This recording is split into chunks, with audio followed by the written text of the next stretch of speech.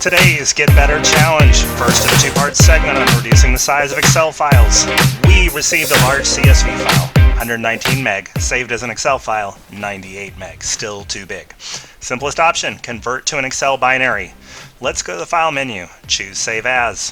The file type, usually going to be standard XLS or macro-enabled XLSM. We're going to change that to be Excel binary.xlsb.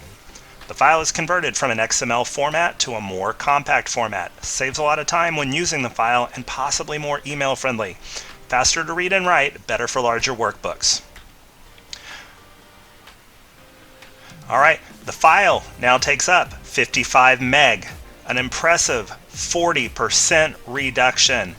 Check back soon for part 2 on reducing file size. Have a favorite tip or a video you would like to see? Comment below. And this has been Data with Daryl's 1 Minute Challenge. Thank you for watching. Be sure and subscribe so that we can help you do more with your data.